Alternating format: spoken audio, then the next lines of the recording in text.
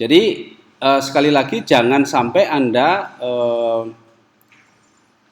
memaksakan konsep-konsep yang tidak berasal dari keimanan keislaman lalu diberi label Islam. Nah, ini memang tentu saja bukan, kalau Anda masih S1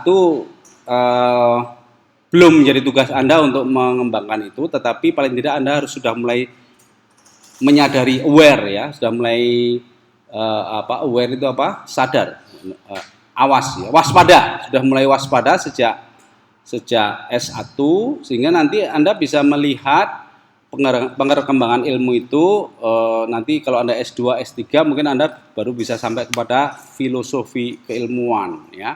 Tapi tidak dilarang kalau Anda S1 sudah berpikir filosofi juga boleh, tapi belum dituntut ya. Paling tidak Anda harus sadar, harus waspada bahwa ilmu apapun ya. Tadi contoh klasiknya adalah astronomi dan astrologi, tapi nanti juga ada bahkan ilmu fisika ya. Ilmu fisika itu ada yang ya tokoh fisika termodern dewasa ini, Stephen Hawking itu, dia membuat kesimpulan bahwa untuk Big Bang itu tidak diperlukan Tuhan ya. Itu jelas sebuah kesombongan yang besar ya. Padahal dia sudah belajar ilmu sedemikian rupa, tapi karena keimanannya itu lemah, maka ilmunya itu akan membuatnya menjadi sombong. Jadi kalau ada ilmuwan kok sombong, itu mungkin dinasihati supaya memperkuat imannya dulu, ya. Disuruh bertobat, ya. Karena apa? Karena bahayanya sombong itu adalah dia tidak bisa melihat kebenaran, dan itu sangat berbahaya, apalagi nanti kalau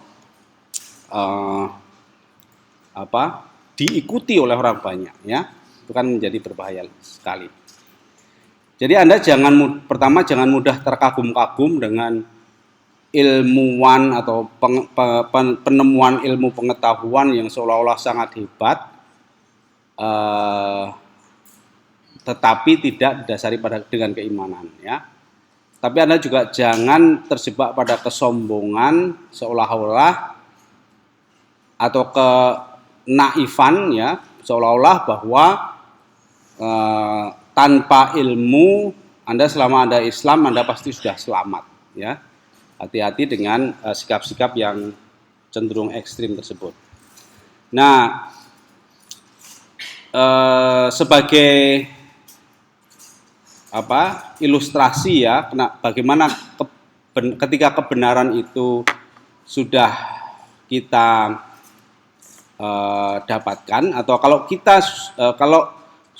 kita ingin menguji apakah yang kita pelajari itu sudah benar, itu kita coba sampaikan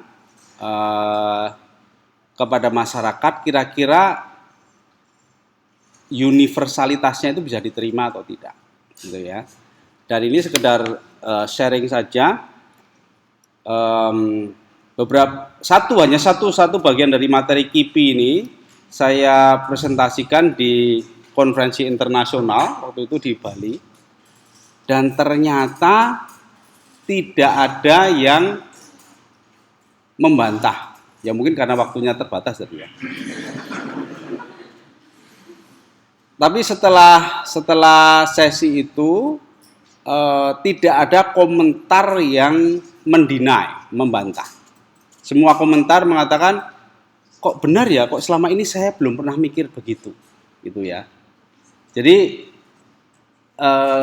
psikologi Islam itu bukan untuk membuat kelompok baru ya, gimana ya, bukan untuk membuat kelompok eksklusif ya, supaya kita hanya bisa ngomong sesama teman saja, bukan. Kalau itu kita bukan mencari kebenaran ya.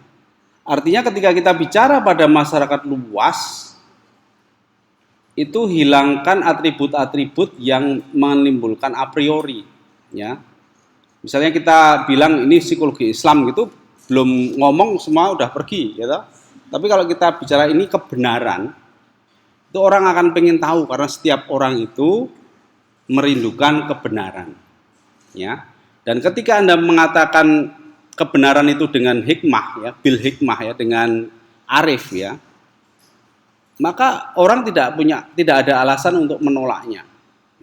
Tapi kalau Anda menyampaikan kebenaran itu dengan mengklaim, loh, ini dari Islam loh ini, nah gitu ya, maka akan ada a priori yang mungkin menghambat penerimaan. Ya, saya tidak mengatakan bahwa nama psikologi Islam harus disamarkan, bukan. Tetapi ketika Anda mempelajari psikologi Islam itu jangan asal pakai istilah Arab, asal pakai bahasa-bahasa yang secara kultural itu menunjukkan Islam, bukan itu. Tapi Anda mencari hakikat kebenaran dari pesan-pesan atau petunjuk-petunjuk yang ada di Al-Quran, ya. Dan Anda jangan heran kalau negara Amerika itu dibangun dengan referensi Al-Quran, ya, bagaimana membangun masyarakat yang plural dan sebagainya itu. Dan kalau Anda mau belajar lebih jauh, yang namanya Piagam Madinah itu jauh lebih bermutu daripada Universal Declaration of Human Rights, ya.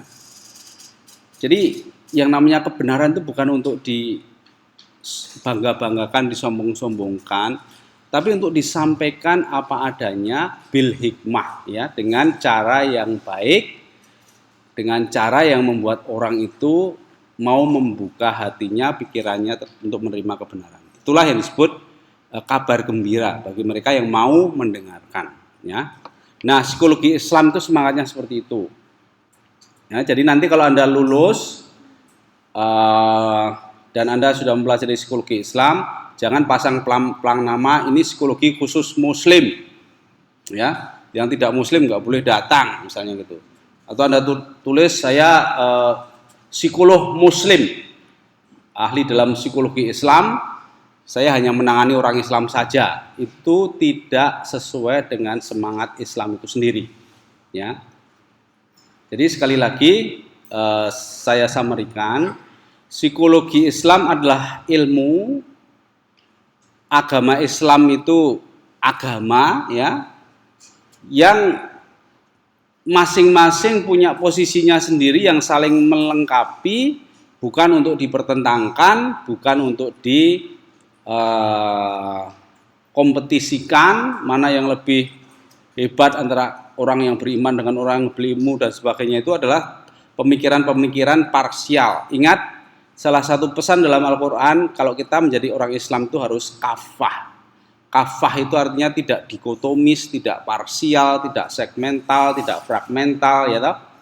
Jadi kita menerima semuanya dalam suatu peta yang indah, ya, mozaik yang indah, yang masing-masing punya posisinya, sehingga membangun suatu kesatuan yang saling mendukung dan saling melengkapi.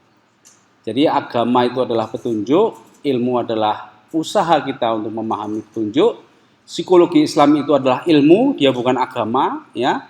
Sehingga kalau itu ilmu maka kita harus selalu mengoreksi dan mengembangkannya, karena itu terbatas pada kemampuan kita berusaha. Tapi kalau yang namanya agama atau wahyu itu sudah final, bahwa suatu saat nanti akan ada pemahaman yang lebih mendalam dari satu wahyu, itu karena kemajuan dari ilmu kita. Tapi kalau wahyunya tetap saja, karena wahyu itu sudah sempurna, ya. Sehingga sekali lagi, kalau Anda belajar psikologi Islam, jangan pernah mempertanyakan wahyu, ya. Yang Anda pertanyakan adalah pemahaman Anda apa sudah betul atau belum, aplikasi Anda sudah betul atau belum, ya.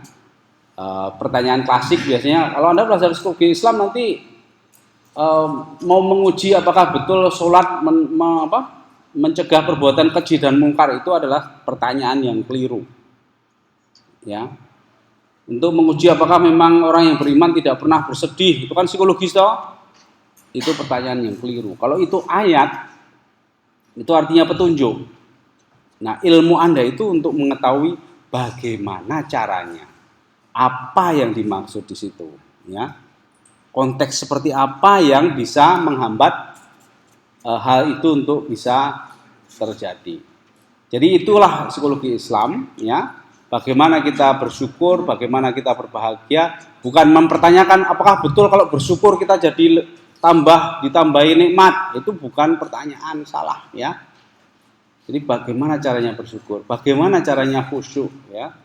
Bagaimana supaya kita bisa berbahagia. Bagaimana kita bisa